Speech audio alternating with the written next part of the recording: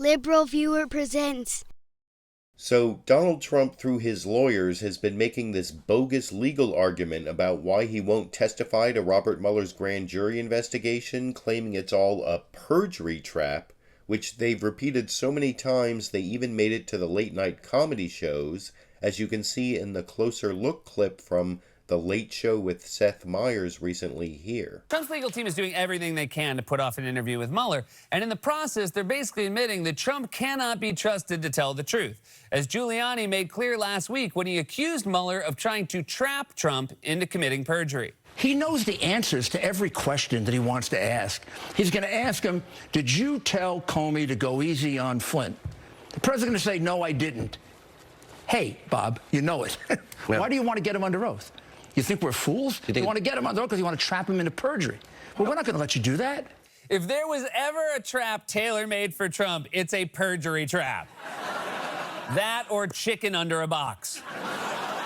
So that's not really a perjury trap, and though Seth Meyers obviously doesn't make a legal argument, he does focus in on the inherent ridiculousness of the Trump team argument when he takes on two Trump lawyers in this next clip. They repeated their claim that Mueller was trying to trap Trump into committing perjury, with Sekulow offering a truly ludicrous explanation for how such a trap might work. We're going to make the right advice to our client. There will be no perjury trap. I've said that. You've said that on air. There's no perjury trap here. We're not going to allow it. No.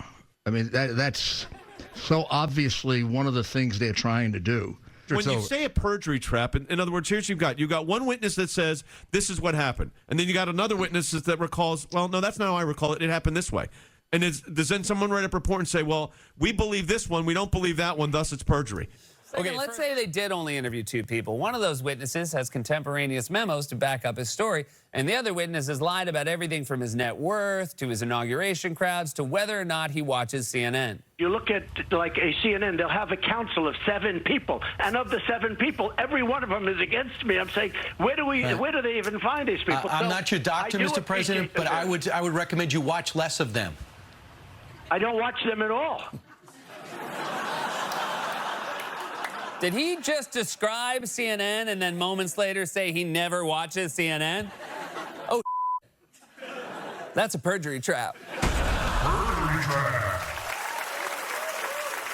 trap. Now, that's definitely funny, but as you would expect from a late-night comedy show, it's definitely not an accurate description of a perjury trap, but at least through his ridicule, Seth Meyers did a better job of confronting the Trump team's bogus perjury trap argument than CNN's Jake Tapper did on his news analysis show the previous day, as you can see in his questioning of Rudy Giuliani in this clip. I want to play for you the rationale you've offered as to why you don't want the president to be questioned about his dealings with then FBI Director James Comey. Take a listen. Go. We're walking him into a possible perjury trap, not because he isn't telling the truth, but because somebody else isn't telling the truth, who they would credit, namely Comey. They have That's a problem. Indicated to us, even in our discussions, a preference for Comey, a preference for some of these other people. How exactly has the Mueller team led you to believe they have a preference for Comey, that they would side with him? What have they said? Let me give you a simple example. Flynn. The president says he never told Comey that he should go easy on Flynn.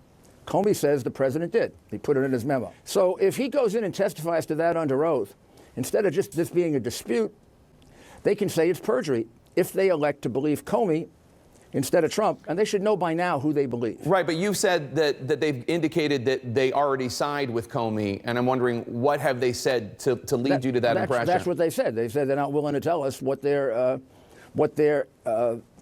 purpose is for asking that question, since they already know the answer. So, we've been doing this a long time, Jay and I know the purpose for it. The purpose for it is to write up some kind of perjury thing.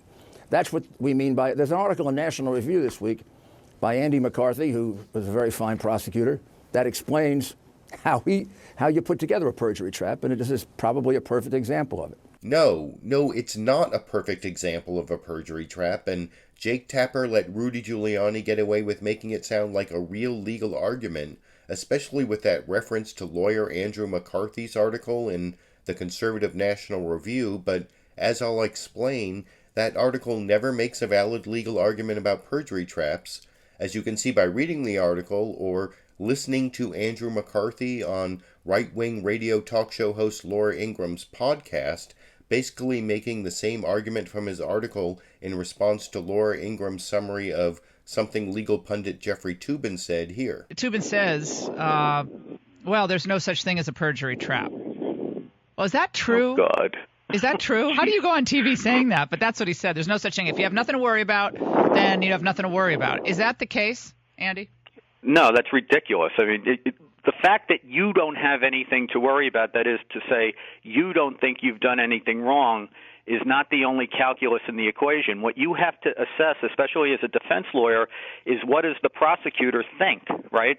I could be completely confident that my client is innocent. My client could be completely confident that he's done nothing wrong.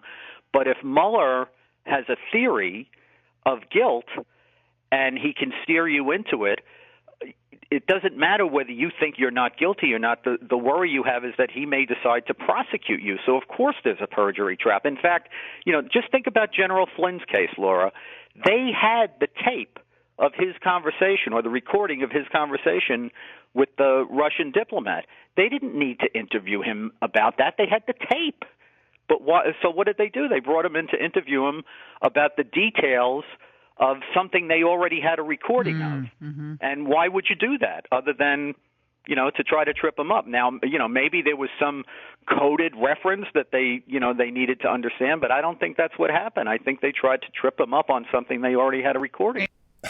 Now, Laura Ingram, Andrew McCarthy, Jay Sekulow, and Rudy Giuliani are all lawyers, yet none of them came close to accurately explaining the legal term perjury trap. Not even Andrew McCarthy when he took the time to write an article for National Review, but apparently didn't do the barest amount of legal research to find the law review articles and cases that I found showing that the so-called perjury trap is basically a myth. That's because it's supposed to be a kind of entrapment defense in which the defendant has to show two things: government inducement of the crime and a lack of predisposition on the part of the defendant to engage in the criminal conduct. So the entrapment defense usually comes up in cases like where an undercover government agent participates in the planning of the crime, suggests the crime, and even talks the defendant into committing the crime. But how do you even apply that definition of entrapment to perjury? How can anyone ever claim the government talked them into lying, and how could Trump especially ever claim he doesn't have a predisposition to lie? That's why, if we go back to the Perjury Trap Myth Law Review article, you'll find it says, quote, "There are no federal cases granting a motion to dismiss because of a perjury trap," unquote, meaning no one has ever gotten out of a federal perjury charge by arguing it was a perjury trap. And if you follow that footnote 4, it leads to another law review article and another footnote pointing out all the federal cases in which people tried and failed to claim a perjury trap, including one in which the court specifically said, quote, "Defendant cannot be insulated from a perjury charge solely because he said what the government anticipated he probably would say," unquote. Yet, that's the exact perjury trap argument the Trump team has been arguing over and over again, that it's a perjury trap if the special counsel asks Trump questions knowing Trump will probably lie in his answers. That may be a good reason for a defense lawyer to tell Trump not to testify, but it's not a perjury trap. Which leads me to ask, can any of the lawyers on the Trump team or any of the right-wing lawyer pundits supporting them, like Laura Ingram and Andrew McCarthy, cite even one case in which anyone argued a perjury trap defense successfully? And if not, will anyone in the corporate media point out to the Trump lawyers getting interviewed that their perjury trap claim is bogus? YouTube, you decide.